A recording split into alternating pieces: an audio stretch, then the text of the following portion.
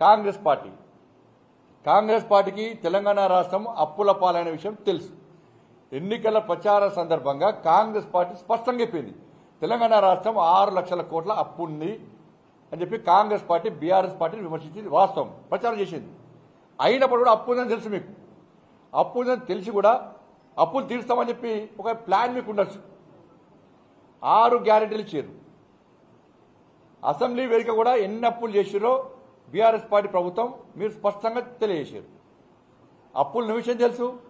అప్పులు ఎట్లా చేసారో స్పష్టం చేశారు. 6 గ్యారెంటీలు కూడా ఇచ్చారు. అంటే మీకు ఒక ప్లాన్ ఉంటుంది.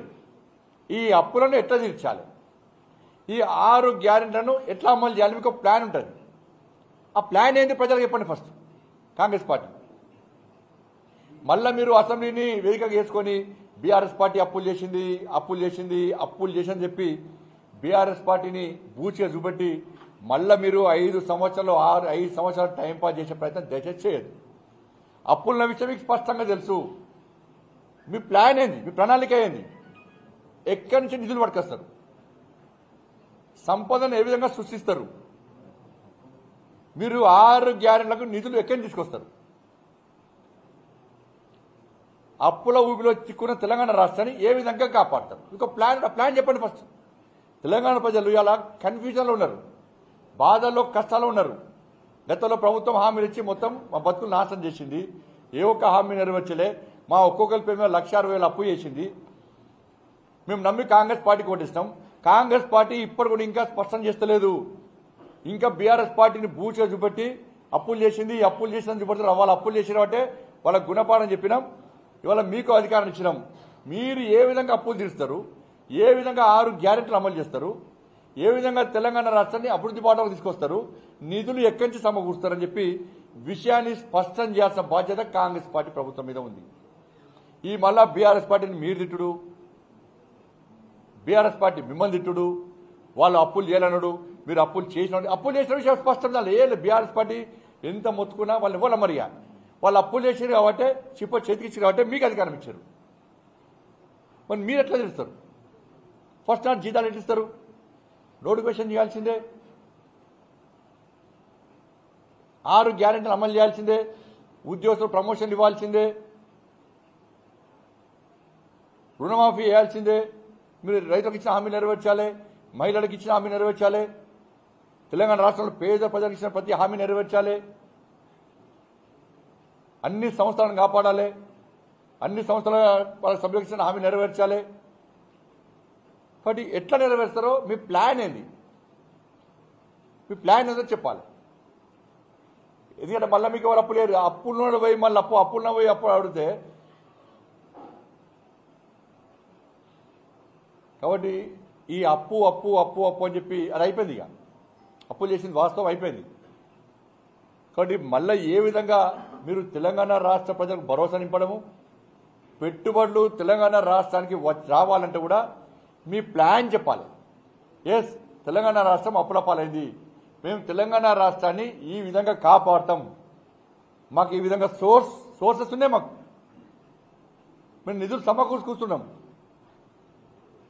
కాబట్టి పెట్టుబడులకు రండి అని చెప్పించి అనేక కంపెనీలను ఆహ్వానిస్తే వాళ్ళకు నమ్మకము, ఒక భరోసా, ఒక విశ్వాసం కుదురుతుంది. కాబట్టి ఓల్కోలు తిట్టుకునే ప్రయత్నం చేయకుండా ఒక భరోసా, విశ్వాసం కల్పించే విధంగా కాంగ్రెస్ పార్టీ ప్రయత్నం చేయాలని చెప్పి ఇలా భారతీయ జనతా పార్టీ డిమాండ్ చేస్తున్నది.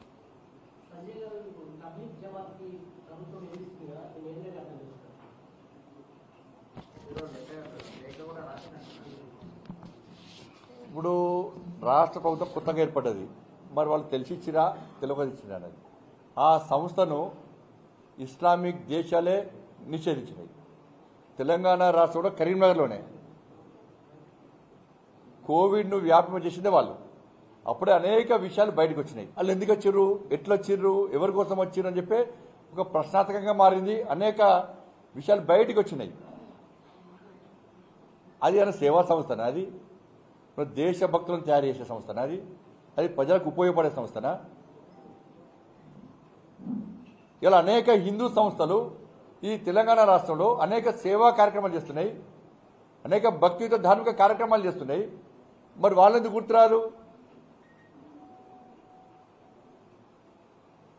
వాళ్ళ శబరిమలలో అయ్యప్ప స్వామి పోతే అక్కడ ప్రభుత్వం పడుచుకోలేదు. ఇక్కడ ప్రభుత్వం ఏం చేయాలి? పైసలు నిధులు అడ్రస్ లేని అక్కరకు రాని ఈ రాష్ట్రానికి సంబంధించిన సంస్థలు వచ్చి మతపరమైన కార్యక్రమాలు నిర్వహిస్తే మీరు కోట్ల రూపాయలు వాళ్ళకి ఇచ్చి దాని ద్వారా ముస్లిం సమాజానికి ఏమైనా ఉపయోగపడ్డదా? ముస్లింల పేద సమాజానికి ఏమైనా ఉపయోగపడ్డదా? అది తీవ్రవాదులను తయారు చేసే సంస్థ, ఉగ్రవాదులను తయారు చేసే సంస్థ. ఇస్లామిక్ దేశాలకే ఇష్టం లేని వాళ్ళు ప్రోత్సహించని వాళ్ళు పట్టించుకొని సంస్థలను తెలంగాణ రాష్ట్ర ప్రభుత్వం ఎందుకు పెంచి పోషించాల్సి వస్తున్నది? మీ ఆలోచన ఏంది? వాళ్ళు ఏం దరఖాస్తు పెట్టుకున్నారు? తెలంగాణ ముస్లిం సమాజాన్ని సేవ చేస్తానారా? మత మార్పిడి చేస్తానారా? ఉగ్రవాదులను పెంచి పోషిస్తానారా? ఏం చేస్తానని దరఖాస్తు పెట్టారు మీరు ఎందుకు చేయాల్సి వచ్చింది? ఒక మతానికి సంబంధించిన వ్యక్తి సంస్థలకు నిధులు ఇచ్చేటువంటి అవకాశం ఉందా?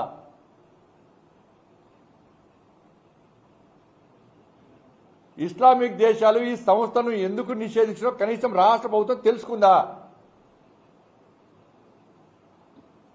ఆగమాగం ఎందుకు ఇవ్వాల్సి వచ్చింది? దాన్ని సమర్థించుకుంటూ కొంతమంది బీజేపీ పాలిత రాష్ట్రాలు ఇచ్చినాడు. చూపెట్టు వచ్చి పట్టుబడి పడిన లోలు కాలే. ఇప్పుడే సార్ దుకాణం స్టార్ట్ చేసారు వెళ్ళిగా, ఇప్పుడే స్టార్ట్ చేసిన దుకాణం ఇక ఎక్కడికి నుంచి ఎవరు వస్తారు? అది ఎందుకు సమావేశం యొక్క ఉద్దేశం ఏంది? ఏ దేశ పోలు వస్తారు? ఏ రాష్ట్ర పోలు వస్తారు? తెలంగాణ రాష్ట్రానికి ఏ న్యాయం జరుగుతుంది? దాని ద్వారా ఏమీ ఆలోచించకుండా వీళ్ళ తాత జాగరి వీళ్ళు 5 జాగ్రత్త జైలు పగిలిస్తే కోట్ల రూపాయలు ఇస్తే ఎట్లా ఇస్తారో మరి ఇస్తారు? ఎందుకు ఇవ్వాల్సి వచ్చింది మీకు?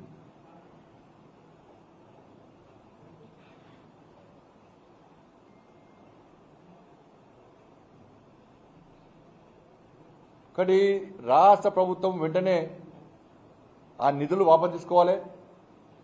ఇలాంటి సంస్థలను పెంచి పోషిస్తే తెలంగాణ రాష్ట్రంలో శాంతి భద్రత సమస్య ఉత్పన్నమయ్యే ప్రమాదం ఉంది.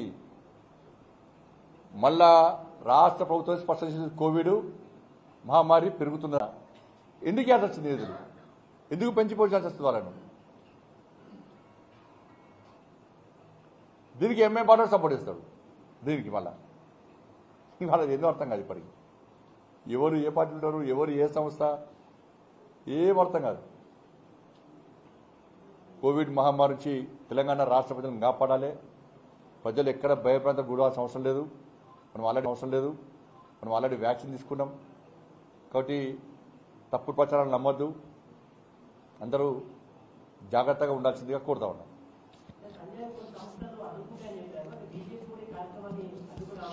అది మా కిషన్ గారు చెప్తారు. రాష్ట్ర అధ్యక్షుడు కిషన్ గారు కలిసి, కాబట్టి అందరు కలిసి నిర్ణయించుకుంటారు.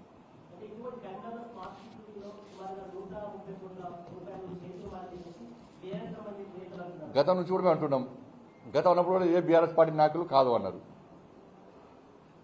సరే, ఇప్పటికైనా బీఆర్ఎస్ పార్టీ నాయకులు స్పందించడం తప్పకుండా వాళ్ళ దగ్గర ఆధారాలు ఇవ్వండి.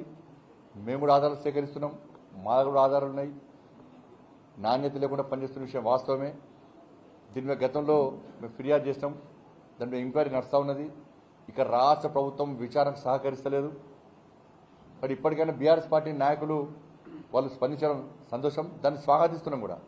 వాళ్ళు మేము కలిసి తప్పకుండా ఈ కార్పొరేషన్లో ఇక్కడ జరుగుతున్న అవినీతి మీద తప్పకుండా మేము ఫైట్ చేస్తాం. కేంద్ర ప్రభుత్వం సిబిఐకి నేరుగా సిబిఐ రారాదు. రాష్ట్ర ప్రభుత్వం సిబిఐ విచారణ కోరాలి. కేంద్రం నిధులు ఇస్తుంది అంతే. రాష్ట్ర ప్రభుత్వాన్ని నమ్మి నిధులు ఇస్తుంది. దాన్ని నిక్కచ్చిగా నిజాయితీగా వాడుకోవాల్సిన బాధ్యత రాష్ట్ర ప్రభుత్వాల మీద, పాలక వర్గాల మీద ఉంటుంది.